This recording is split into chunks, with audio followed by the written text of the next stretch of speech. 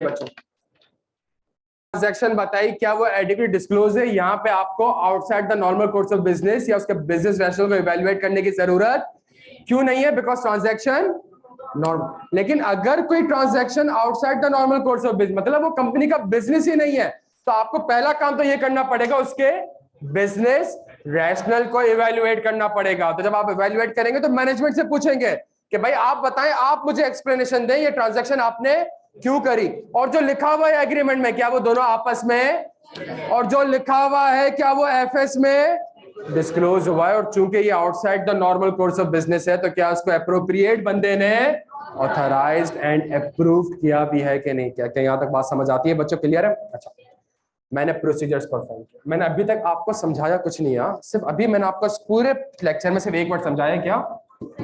और what is related party, जो IS 24 है। आइजा मैंने अभी सिर्फ लिखा है आपके सामने, डन हो गया, ताकि एक स्ट्रक्चर आपके समझ में। अच्छा, ये प्रोसीजर पता है कौन से थे?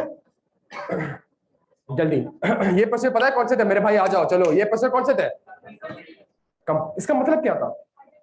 इसका मतलब क्या था? जल्दी, छेती छेती, कि एज एन ऑडिटर आप ये प्रोसीजर परफॉर्म करोगे ताकि आपको कोई न्यू रिलेटेड पार्टी या एग्जिस्टिंग आरपी के साथ दो चीजें हो सकेंगी, या तो आपको कंपनी डी आइडेंटिफाई हो जाएगी,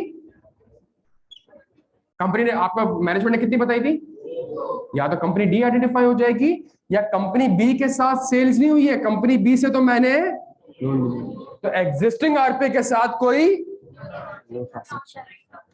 इसका मतलब है अगर आप ये वाले प्रोसीजर परफॉर्म करेंगे तो दो पॉसिबिलिटीज निकल सकती हैं, या तो आपको रिलेटेड पार्टी आइडेंटिफाई, सेंस बनता है ये काम इसलिए करा था ताकि आपको रिलेटेड पार्टी आइडेंटिफाई या तो होगी या नहीं होगी। अगर ये प्रोसीजर परफॉर्म करके आपको कोई न्यू रिलेटेड पार्टी आइडेंटिफाई हो गई, या एग्जिस्टिंग आरपी के साथ कोई न्यू ट्रांजैक्शन आइडेंटिफाई हो गई, तो स्टैंडर्ड आपसे कहता है कि आपने फौरन से ये जो न्यू कंपनी आपने आइडेंटिफाई करी, फौरन से इसको एंगेजमेंट टीम को कम्युनिकेट करें। पहला काम ये करें। दूसरा काम आप ये करें, मैनेजमेंट से, हाँ जी, रिक्वेस्ट करें कि इस कंपनी डी के साथ तो मैंने एक ट्रांजैक्शन आइडेंटिफाई करी है, इस कंपनी डी के साथ जितनी भी ट्रांजैक्शंस हैं वो सारी की सारी मुझे कम्युनिकेट करें या डिस्क्लोज करें। एक ही बात है, डिस्क्लोज एफएस में होती है, मुझे कम्युनिकेट होती है, ऑडिटर को कम्युनिकेट होती है। तीसरा, मैनेजमेंट के ऊपर चढ़ाई करनी है कि आपके इंटरनल कंट्रोल इतने इनइफेक्टिव क्यों थे कि इस न्यू रिलेटेड पार्टी को, कि इस वाली रिलेटेड पार्टी को आइडेंटिफाई नहीं कर सके। बच्चों सुनते रहिएगा, अगर कंपनी डी है तो एक रिस्क है कि कंपनी ई भी हो सकती है और कंपनी, तो इसका मतलब है अपने रिस्क असेसमेंट को रिवाइज करें, अपने रिस्क असेसमेंट को रिवाइज करें। और भी रिलेटेड पार्टी हो सकती है, और जब रिस्क चेंज हो जाएगा, जब रिस्क सेम हो जाएगा, तो उसके अगेंस्ट ऑडिट प्रोसीजर्स परफॉर्म करें।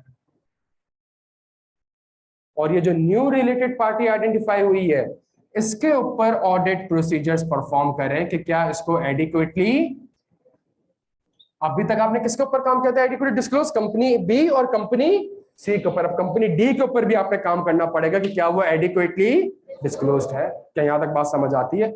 और अगर आपको लगता है कि मैनेजमेंट ने जानबूझ के, सिल्क बैंक ने जानबूझ के ईआरपी की ट्रांजैक्शन मुझे कम्युनिकेट नहीं करी थी, जानबूझ के, प्यारे बच्चों, तो क्या इन्वॉल्व हो रहा है इसके अंदर?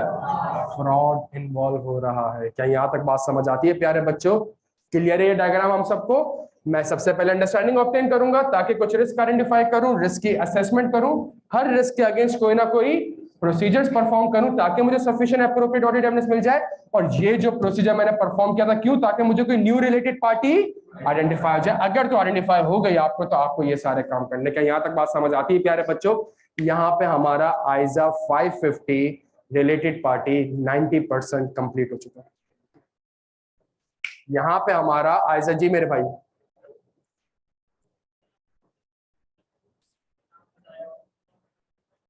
मैंने तो आपको समझाया ही नहीं है कुछ। मैंने अभी आपको समझाया नहीं है कुछ। मैंने तो अभी सिर्फ और सिर्फ बैठ के डायग्राम बनाई है, सिर्फ डायग्राम बनाई है। अभी इसके अंदर लॉजिक भी रहती है, इसके अंदर लिंकिंग भी रहती है, और इसके अंदर ड्राफ्टिंग भी रहती है। तीनों चीजें रहती है। समझाया कुछ नहीं अभी, आपको सिर्फ ये बता रहा हूं कि ये डायग्राम मैंने एक बना दिया आपके सामने। डायग्राम का स्ट्रक्चर आपको समझ में आ जाना चाहिए। पहले ये होगा, फिर ये होगा, फिर ये होगा, फिर ये होगा। ये स्ट्रक्चर समझ आता है? समझाया सिर्फ एक वर्ड है, कौन सा? आउटसाइड दी नॉर्मल, और वो भी थोड़ा समझाया, अभी पूरा नहीं समझाया, प्रैक्टिस नहीं करवाई। क्लियर हम सारे यहाँ पे? अच्छा मेरे भाई, एक आप बना दे